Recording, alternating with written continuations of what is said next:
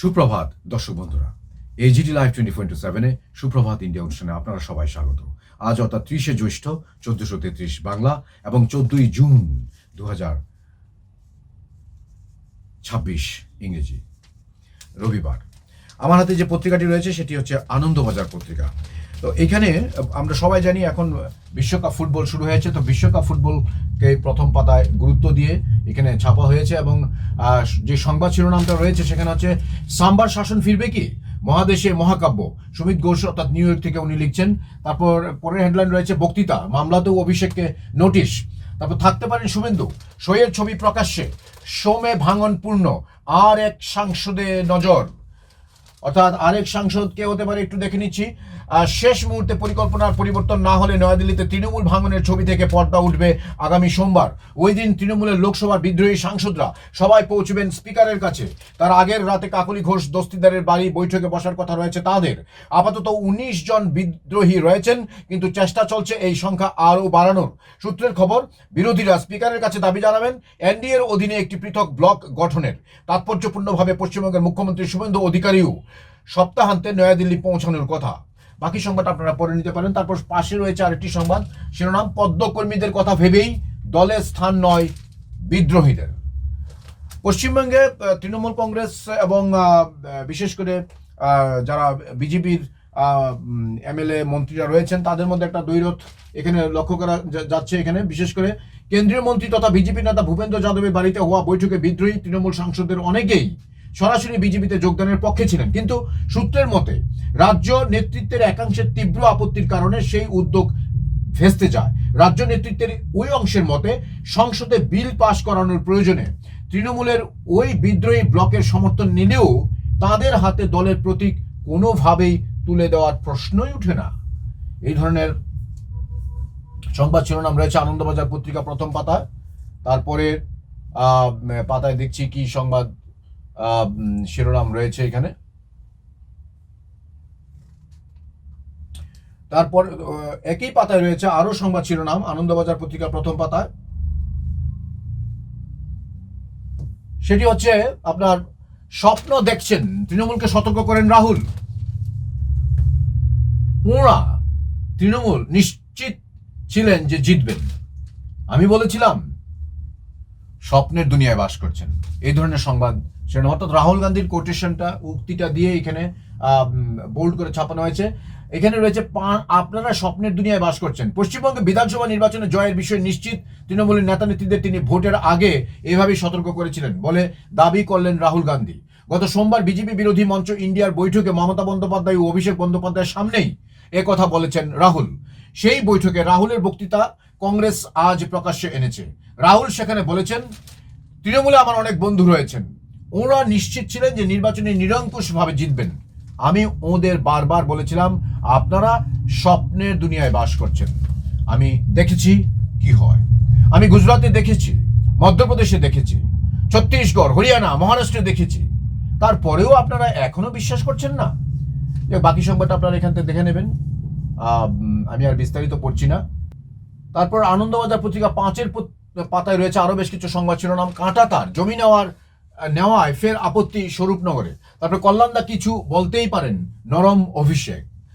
তারপর একই পাতায় রয়েছে আরো সংবাদ শিরোনাম, পঞ্চায়েত দপ্তর পাচ্ছে প্রায় 16,500 কোটি। তারপর প্রশাসনিক প্রশিক্ষণের ব্যবস্থা এবার মন্ত্রীদের, ইউপিএ 6 রাজ্যের ইত্যাদি সংবাদ শিরোনাম রয়েছে। তারপরের 7-এর পাতায় আনন্দবাজার পত্রিকা রয়েছে আরো কিছু সংবাদ শিরোনাম, দেশ অর্থাৎ মীনাক্ষী মামলা খারিজ করলো শীর্ষ আদালত। মীনাক্ষী মামলা ব্যাপারটা একটু আমি বুঝিয়ে বলছি আপনাদের, একটু পরে দিচ্ছি প্রথম পাতা থেকে, প্রথম প্যারা থেকে। মধ্যপ্রদেশ থেকে রাজ্যসভা নির্বাচনে কংগ্রেস প্রার্থী মীনাক্ষী নটরাজনের মামলা খারিজ করে দিল সুপ্রিম কোর্ট। হায়দ্রাবাদের একটি স্থানীয় আদালতে মীনাক্ষী নটরাজনের বিরুদ্ধে একটি ব্যক্তিগত অভিযোগ দায়ের হয়েছিল। মীনাক্ষী তা গোপন করেছেন বলে নির্বাচন কমিশনের রিটার্নিং অফিসার তাঁর মনোনয়ন খারিজ করে দিয়েছিলেন। মীনাক্ষী এর বিরুদ্ধে মামলা করেন। সুপ্রিম কোর্ট শুক্রবার জানিয়েছে নির্বাচনী প্রক্রিয়ার মধ্যে আদালত হস্তক্ষেপ করে না। তারপর স্যালাইন কাণ্ডে খোঁজ ইত্যাদি রয়েছে। তারপরে এক নজর রয়েছে ভুয়ো বোমাতঙ্ক, অর্থাৎ উত্তরপ্রদেশের লখনৌ থেকে 180 জন যাত্রী নিয়ে দিল্লির উদ্দেশ্যে রওনা হওয়ার মুখে ইন্ডিগোর বিমানে বোমাতঙ্ক ছড়ালো। শুক্রবার সকাল 11:15 নাগাদ 6E2111 বিমানটি রানওয়ে ছাড়ার সামান্য আগে শৌচাগারে বোমা রাখা আছে বলে হাতে লেখা একটি চিরকুট উদ্ধার করেন বিমান কর্মীরা। যাত্রা সাময়িক স্থগিত রেখে দ্রুত যাত্রীদের নামিয়ে দেওয়া হয়। বম স্কোয়াড তল্লাশি চালালেও সন্দেহজনক কিছু মেলেনি। অবশেষে নির্ধারিত সময়ের চেয়ে 1.5 ঘন্টা দেরিতে বিমানটি গন্তব্যের উদ্দেশ্যে রওনা হয়। ঘটনার তদন্ত শুরু হয়েছে। তারপর দিল্লিতে ফের অগ্নিকাণ্ডে মৃত 3, জখম 8। আনন্দবাজার পত্রিকা 8-এর পাতা, দেশ আরশোলাদের বিপদ ভাবছে না মোদী সরকার। ককরোচ জনতা পার্টি বা সিজেপি নিটের প্রশ্নপত্র ফাঁস নিয়ে প্রশ্ন তুলে নেট দুনিয়া সারা ফেলে দিলেও মোদী সরকার তথা বিজেপির শীর্ষ নেতৃত্ব একে এখনো সরকারের সামনে বিপদ হিসেবে দেখছেন না। মোদী সরকারের শীর্ষকর্তাদের মতে প্রাথমিকভাবে সিজেপি নেট দুনিয়ার যে সারা ফেলেছিল, প্রথমে দিল্লি তারপরে পুনেকে আরশোলাদের বিক্ষোভে তার প্রতিফলন দেখা যায়নি। মোদী সরকারের এক মন্ত্রী বলেন, নিটের প্রশ্নপত্র ফাঁসের মতো যে সমস্যা নিয়ে ককরোচ জনতা পার্টি সরব, সেটা খাঁটি সমস্যা। এর যাতে পুনরাবৃত্তি না হয় কেন্দ্রীয় সরকার তার সব রকম ভাবে নিশ্চিত করার চেষ্টা করছে। তারপর আরেকটি সংবাদ শিরোনাম রয়েছে, অমরনাথ যাত্রায় নিশ্চিদ্র নিরাপত্তা চান শাহ। তারপর রয়েছে, উচ্ছেদ নিয়ে আশ্বাস মুখ্যমন্ত্রীর বিরোধীরা তুলতে চায় বিধানসভায়। তারপর রয়েছে, ফিনল্যান্ডে দাঁড়িয়ে ট্রাম্পকে খোঁচা জয়শঙ্করের। রাশিয়া থেকে তেল কেনা নিয়ে আমেরিকা তথা পশ্চিম বিশ্বের বিরুদ্ধে চড়া ভাষ্য তৈরি করল নয়াদিল্লি। তা হলো এমন সময়ে যখন পশ্চিম এশিয়ার টালমাটাল পরিস্থিতিতে জ্বালানির বাজারে অনিশ্চয়তা চূড়ান্ত পর্যায়ে পৌঁছেছে। আবার পাশাপাশি ভারত এবং আমেরিকার বাণিজ্য চুক্তির প্রাথমিক কাঠামো দীর্ঘদিনের দর কষাকষির পর শীঘ্রই বাস্তবায়িত হবে বলে আশা। সেখানে ভারতকে কতটা কৃষক শিল্পের স্বার্থের সঙ্গে সমঝোতা করতে হবে তা স্পষ্ট নয়। তাই তার আগেই আন্তর্জাতিক মঞ্চে বিদেশমন্ত্রী এস জয়শঙ্করকে দিয়ে একটি জোরালো বয়ান তৈরি করা হলো কিনা তা নিয়ে চর্চা চলছে কূটনৈতিক শিবিরে। একই পত্রিকা আরো সংবাদ শিরোনাম রয়েছে, শিক্ষিকা ছাত্রীদের এআই ছবি বিক্রি, অভিযুক্ত পড়ুয়া। গুয়াহাটির 2টি নামকরা বেসরকারি ইংরেজি মাধ্যম স্কুলের কয়েকজন পড়ুয়া একাধিক শিক্ষিকা ও ছাত্রীর এআই ভিত্তিক অশ্লীল ছবি তৈরি করে তা টেলিগ্রাম অ্যাপের মাধ্যমে বেশ কয়েকজনকে বিক্রি করেছে বলে অভিযোগ উঠেছে। অভিযোগ, ওই ছাত্ররা অন্তত 64 জন ছাত্রী ও অন্তত 10 শিক্ষিকার ডিপ ফেক ছবি তৈরি করে তা বিক্রি করেছে। স্কুল কর্তৃপক্ষ জানিয়েছেন, বিষয়টি নজরে আসার পরে দ্রুত পদক্ষেপ করা হয়েছে। চাইল্ড অ্যাবিউজ মনিটরিং কমিটি ও অন্যান্য শৃঙ্খলা রক্ষা কমিটিতে ঘটনাটি জানানো হয়েছে।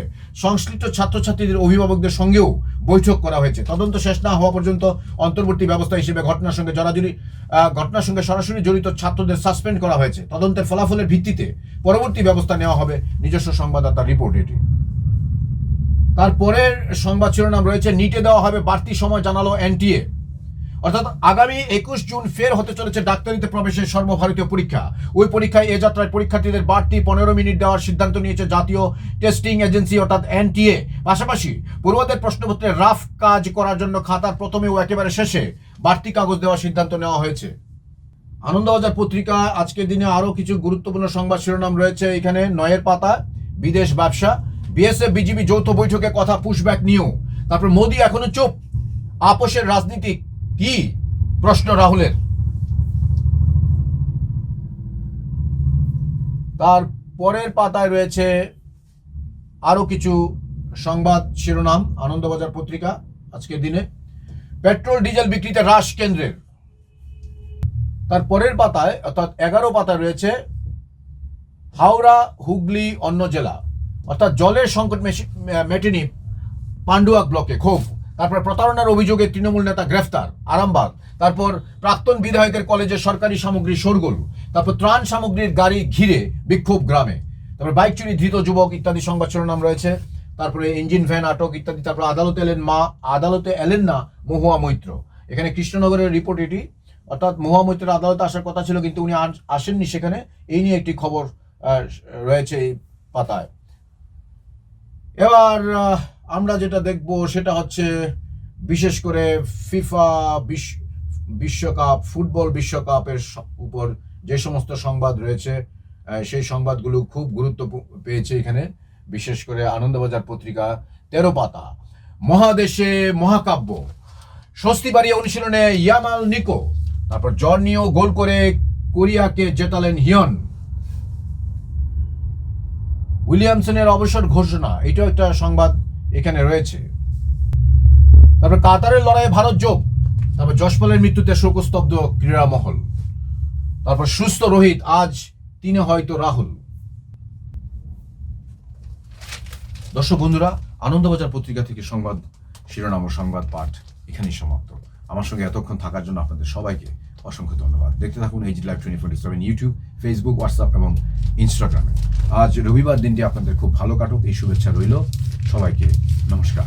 যতন হাম্বাই খুলুম খা।